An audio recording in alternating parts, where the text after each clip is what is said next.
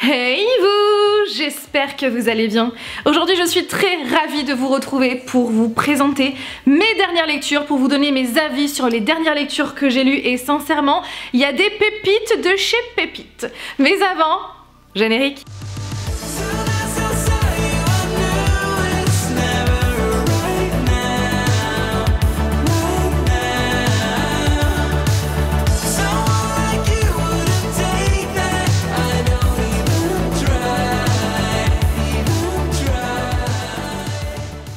Alors, je vais commencer.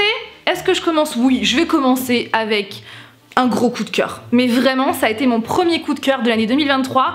J'ai nommé Twin Crowns par Catherine Doyle et Catherine Weber chez les éditions Bayard dans la collection Page Turners, que je remercie grandement parce que j'ai reçu ce livre de leur part avec un service presse juste magnifique. La vidéo s'affiche juste ici. Et ensuite, j'ai été invitée à un bal, mais à Paris, un bal extraordinaire où j'ai fait des rencontres vraiment incroyables. On était en robe, enfin c'était magique du début jusqu'à la fin.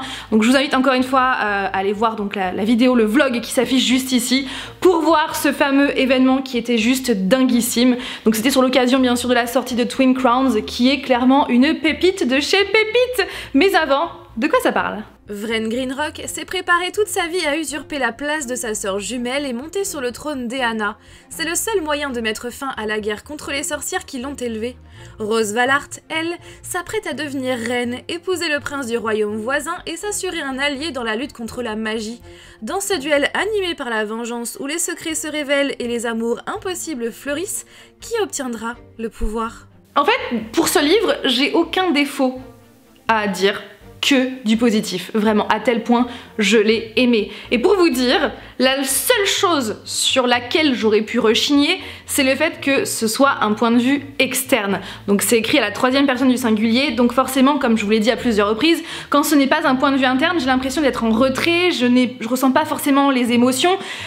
Et là, clairement, c'est une exception. Mais vraiment, donc le fait que ce soit un point de vue externe ne m'a même pas gênée. Donc c'est pour vous dire à quel point j'ai kiffé l'histoire. Déjà, je vais commencer avec l'écriture qui est hyper fluide. La plume des deux autrices est vraiment hyper fluide, c'est agréable, c'est addictif. Je l'ai lu vraiment très rapidement. Et au niveau de la construction, nous avons donc un chapitre sous le point de vue de Rose et un autre sous le point de vue de Vren et ainsi de suite. Et ce qu'il faut savoir, c'est que chaque point de vue a été écrit par une autrice différente. Donc il y a une autrice qui a écrit le point de vue de Rose et la deuxième qui a écrit le point de vue de Vren. Donc si je dis pas de bêtises, c'est Catherine Weber qui a écrit le point de vue de Rose et c'est Catherine Doyle qui a écrit le point de vue de Vren. Moi j'ai une préférence pour Vren. Et justement, comme ces deux autrices ont écrit donc un personnage différent, ce qui fait que les deux sœurs, même si elles sont jumelles, bon après elles n'ont pas été élevées ensemble, mais c'est vraiment deux personnages bien distincts qui ont un caractère vraiment différent, qui ont été approfondis différemment et ça franchement je trouve ça trop cool. Donc on a Vren d'un côté qui a été élevée par les sorcières, qui voilà est plus dans la nature etc, qui avait quand même moins de moyens et qui est très déterminée, elle sait ce qu'elle veut, elle ne se laisse pas marcher sur les pieds. Et de l'autre côté, donc on a affaire à Rose qui a toujours vécu dans la haute société, qui a été élevée pour devenir reine, qui est clairement dans la richesse. Et c'est vrai qu'on a deux comportements différents et franchement ouais, j'ai adoré suivre ces deux sœurs. Mais comme je vous l'ai dit, j'ai quand même une préférence pour Vren. Après on a plein d'autres personnages qui gravitent, bon pas tant que ça non plus, et ça c'est cool parce que souvent en fantasy ça arrive qu'il y ait plein de personnages et des fois on se dit mais c'est qui lui, c'est qui lui. Les personnages qui gravitent autour des sœurs jumelles sont vraiment attachants. J'ai un petit crush pour Thor. Voilà, mais ouais franchement j'aime trop les personnages. J'aime cette histoire parce qu'il y a de la fantaisie, parce qu'il y a de la romance, en plus on a affaire à deux romances. Il y a deux romances pour le prix d'un livre en fait, donc ça c'est trop cool. On a des personnages qui sont convaincants, qui sont élaborés, qui sont attachants, on a une intrigue qui tient debout du début jusqu'à la fin avec un world building vraiment, vraiment très bien construit. Alors un world building en fait c'est les constructions du monde, les bases du monde en fait dans la fantaisie, et là je trouve que franchement c'est déjà original mais en plus ça tient carrément debout et la fin clairement nous laisse sur les fesses, surtout que j'ai une préférence pour Vren, j'ai une préférence pour Thor et sincèrement la fin voilà. Et du coup j'ai trop hâte de lire le tome 2 qui, grande nouvelle, sortira en France avant la fin de l'année 2023. Voilà, je vous dis ça, après vous en faites ce que vous voulez, mais sincèrement Twin Crowns ça a été un énorme coup de cœur, mais vraiment. Un trône, des jumelles séparées à la naissance, qui portera la couronne? Et moi je sais. Donc vraiment merci à Page Turners parce que c'est une pépite de chez Pépite. Restez avec la fantasy avec un pacte avec le roi elfe par Elise Kova chez les éditions Big Bang. Les elfes ne viennent que pour deux raisons, la guerre et les épouses. Dans les deux cas, leur apparition est synonyme de mort. Il y a 3000 ans, les humains étaient les proies de races puissantes pratiquant la magie sauvage. Heureusement, un traité fut signé et une barrière entre les mondes érigée. Afin d'honorer ce traité, les habitants humains du village de Capton sont forcés de fournir tous les 100 ans une jeune femme afin qu'elle devienne l'épouse du roi elfe et parte vivre avec lui. Être choisie revient à quitter son peuple et sa famille pour toujours, une condamnation à laquelle Luella, âgée de 19 ans, est heureuse d'avoir échappé. Elle a pu ainsi suivre des études d'herboristerie afin de devenir la guérisseuse du village. Jusqu'au jour où le roi des elfes vient pour elle. La voici désormais forcée d'épouser un roi froid, à la beauté surnaturelle et de vivre au cœur d'un pays plein de magie sauvage mais qui se meurt. Car Luella va vite découvrir que pèse sur ses épaules un lourd fardeau. Elle seule peut sauver à la fois ce monde et celui dont elle vient, et où elle a laissé les siens. Alors, ce livre-là, je l'ai beaucoup aimé, mais... Vous saviez hein, qu'il allait y avoir un mais. En général, quand on commence comme ça, je l'ai beaucoup aimé. Oui, il y a forcément un mais, et là ça a été le cas, il y a un mais. Donc ce que j'ai aimé dans cette histoire, c'est déjà la romantasy. Il y a de la romance dans de la fantasy. Après, ce qu'il faut savoir, c'est que si vous êtes plus fan de fantasy que de romance, sachez qu'il y a plus de romance dans ce tome, dans ce livre, parce que c'est... Bon, vous comprendrez après, il y a plusieurs tomes, mais c'est un one-shot.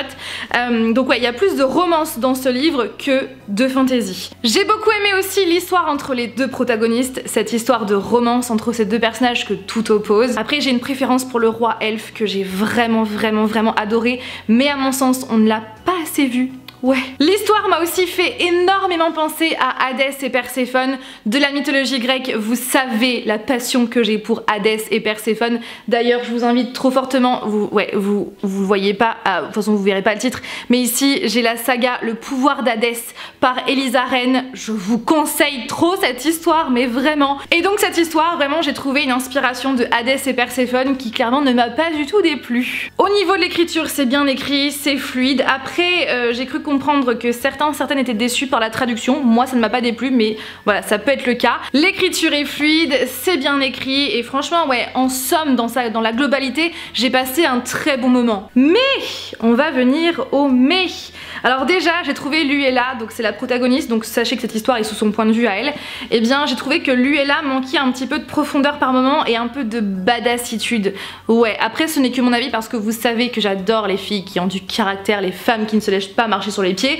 Bon, ce n'est pas le cas de Luella, on va dire. Enfin, si, par moment, mais en vrai, pas trop non plus.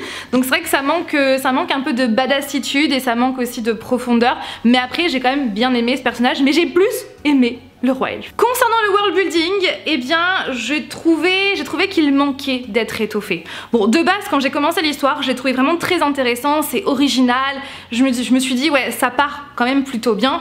Et plus on avance dans l'histoire, plus la romance prend le pas sur la fantasy. Alors sachez que moi ça ne m'a pas du tout dérangé parce que je kiffe ça, mais voilà, sachez que ça peut être un frein, ça n'a pas été un frein pour ma part, mais concernant le world building, disons que c'est bien fait de base, c'est bien construit, mais plus on avance dans l'histoire, plus il y a des scènes lentes. Et dès qu'on arrive à la fin est ultra rapide, mais vraiment ultra rapide, ce qui fait que l'histoire est résolue en l'espace de quelques pages, alors que ça fait quand même 3000 ans que le problème est là. Voilà, je vous dis ça comme ça, sans trop vous spoiler, mais c'est vrai que c'est trop rapide la fin, ce qui fait que je suis restée sur ma fin. Même si c'est une fin qui me plaît, pour moi, non en fait, c'est trop rapide et c'est vraiment le genre de livre de fantasy qui, à mon sens, ne peut pas être résolu en un seul tome et qui doit avoir un second tome ou plus de pages. Mais là, ce tome fait quand même un peu plus de 450 pages. Donc voilà, il aurait fallu avoir un deuxième tome pour vraiment étoffer l'histoire. Mais ce n'est pas le but de l'autrice puisque son but à elle, c'est de sortir un tome avec un univers différent. Donc là, le premier tome, c'est un pacte avec le roi elfe qui est donc sur le thème des elfes. Le deuxième tome s'appelle Dance with the Fae Prince, donc danse avec le prince Fae, donc c'est sur les Fae. Le tome 3, c'est Duel with the Vampire Lord, donc duel avec le Lord Vampire. Et le tome 4, c'est Duet with the Siren Duke, donc un duo avec le duc sirène. Voilà, donc comme vous avez pu le comprendre, à chaque fois, à chaque tome, il va y avoir donc un univers différent. J'aurais aimé, voilà, plus ce personnage, je l'aime trop. Il manque aussi de détails, d'approfondissement, pareil pour lui et là. Donc c'est vrai qu'un deuxième tome n'aurait pas été de trop. Et voilà, c'est comme ça. Mais sinon, en somme, j'ai trouvé quand même l'histoire très agréable. J'ai vraiment bien accroché. Donc j'ai lu Nos cœurs meurtris par Tessa Wakefield chez les éditions Prisma. Donc c'est bien sûr, comme vous pouvez le voir au niveau de la couverture, et bien c'est le film dont s'est inspiré le film, donc Purple Heart en anglais. Je préfère le titre en anglais. Donc dont s'est inspiré Nos cœurs meurtris, qui est disponible sur Netflix. Voilà, d'où l'affiche et d'où le gros N ici. En vrai, de base, ça me dérange quand on a les affiches de films ou de séries sur les livres, sur les couvertures, mais là ça ne me dérange pas parce que je n'ai jamais vu la couverture originale, donc je ne sais pas à quoi elle ressemble, et clairement j'adore cette image, j'adore ces deux acteurs, ces deux personnages, enfin voilà, je trouve que c'est parfait, donc ça va très bien, mais sauf que là le N en gros, c'est hyper moche. Cassie est une jeune chanteuse fauchée. Malgré son talent évident et son sourire solaire, elle n'arrive plus à payer son loyer et surtout son traitement pour le diabète. Un soir dans le bar où elle est serveuse et chante parfois, elle rencontre Luke, qui vient de s'engager dans les Marines. Le jeune homme tente d'oublier son passé agité et la dette qu'il doit à son ancien dealer. Tous deux prennent le risque de contracter un mariage blanc pour bénéficier de la couverture santé et de la prime de mariage qu'offrent les Marines. Mais à chaque moment, ils risquent d'être découverts. Alors que Luke part en mission dangereuse, peu à peu les sentiments s'en mêlent. Sauront-ils faire face ensemble aux drames qui les attendent et assumer leur destin ? Alors, par quoi vais-je commencer? Eh bien, je ne vais pas y aller par quatre chemins. J'ai préféré le film. Oui, j'ai préféré le film, sauf sur un aspect. Mais dans sa globalité, j'ai préféré le film. C'est vrai que c'est très étrange de dire ça, étant donné que majoritairement je préfère toujours les livres aux films, parce que le livre, voilà, c'est plus étoffé, et puis bien souvent, enfin c'est toujours le cas, les films ne se calent pas mot pour mot sur le livre, toutes les actions, etc. Il y a plein d'actions qui sont squeezées dans le film, parce que sinon le film durerait très longtemps, mais c'est vrai que c'est plutôt rare de dire ça, mais là c'est le cas, j'ai préféré quand même le film par rapport au livre. La seule chose que j'ai plus aimé dans le livre que dans le film, c'est la profondeur des personnages. Les personnages sont beaucoup plus complexes, beaucoup plus aboutis dans le livre que dans le film.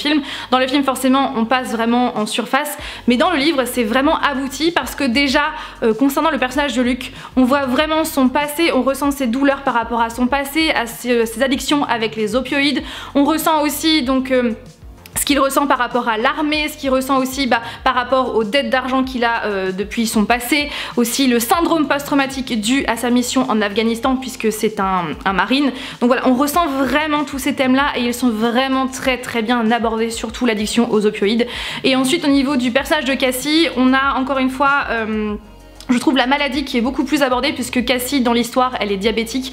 On ressent aussi le problème qu'il y a dans le système américain au niveau santé parce que forcément on n'a pas du tout, enfin ce n'est pas le même que chez nous. Elle forcément elle a besoin d'argent donc c'est pour ça qu'ils font un faux mariage. Donc Luke a besoin d'argent parce qu'il y a des dettes d'argent par le passé. Et puis Cassie veut vivre voilà avec sa maladie, elle a besoin d'insuline donc forcément voilà c'est très cher aux États-Unis, ce n'est pas comme chez nous. Donc forcément eh bien elle a besoin d'argent. Donc on voit vraiment le thème, je trouve que la maladie est vraiment bien abordée. On a aussi donc le thème des problèmes d'argent, donc du système américain comme je vous l'ai dit. On a aussi la passion pour la musique parce qu'on la ressent vraiment, sa passion pour la musique, et aussi le fait d'avoir un rêve qu'elle veut absolument réussir, et c'est vrai que c'est encore une fois bien abordé. Alors dans le film j'ai autant aimé Cassie que Luke, vraiment ils sont à la même égalité, alors que dans le livre j'ai beaucoup plus aimé Luke par rapport à ce qu'il ressent, par rapport à comment il est, sa façon d'être, sa façon de penser. Par contre, ouais, en ce qui concerne Cassie, je l'ai beaucoup moins aimé dans le livre que dans le film parce que déjà je l'ai trouvée vraiment des fois un peu chiante comme on dit. Disons que voilà, c'est pas ce qu'elle veut, elle est très girouette parce que ce qu'il faut savoir c'est que dans le livre, ce qu'il n'y a pas dans le film, et heureusement qu'ils l'ont squeezé, eh bien il y a la présence d'un autre garçon dans l'équation. Voilà, vous comprenez vite que ça finit en... Voilà, enfin oui et non, mais disons que... Voilà, donc c'est pour ça aussi que ça m'a un peu agacée parce qu'elle fait un peu la girouette entre Luke, oh l'autre, je sais pas, non en fait, tu peux pas, faut que tu choisisses, tu peux pas être girouette, c'est pas possible. Donc c'est ça aussi qui a fait que j'ai été pas mal agacée par Cassie. Et aussi donc par rapport à l'histoire, j'ai été quand même pas mal frustrée parce qu'il y a quand même, il y a pas assez de scènes de romance à mon goût, moi qui suis archi romance. C'est vrai que, bon après je pense qu'il y en a autant que dans le film. je pense. Voilà. Et puis au niveau de la fin, elle est quand même très différente. Enfin, le film va plus loin, alors que le livre va pas assez loin. Donc c'est ça qui m'a un petit peu manqué, c'est que dans le livre, il manque l'après. J'ai besoin d'avoir encore quelques chapitres supplémentaires. Bon, c'est comme ça. Mais c'est vrai qu'en somme, j'ai quand même plus préféré le film que le livre, à part bien sûr l'approfondissement des personnages. Mais voilà, mais je suis contente parce que depuis le temps que je voulais le lire, je l'ai enfin lu. Voilà pour cette vidéo. Alors effectivement, de base, j'avais prévu de vous présenter encore 3 autres livres, mais la vidéo aurait duré encore presque 20 minutes supplémentaires. Du coup, j'ai coupé cette vidéo. La seconde partie sort mercredi à 17 h, donc je vous parlerai de 3 livres, dont une pépite de chez Pépite, que j'ai hâte de vous présenter. Mais avant de... non, j'allais dire générique, mais non, en fait, on n'est pas au début de la vidéo. Sur ce, j'espère que cette vidéo vous a plu. N'hésitez pas à réagir comme d'habitude en commentaire. Et je vous dis donc à mercredi prochain pour la suite des dernières lectures que j'ai lues. En attendant, prenez soin de vous et de vos proches. Et à mercredi. Bye!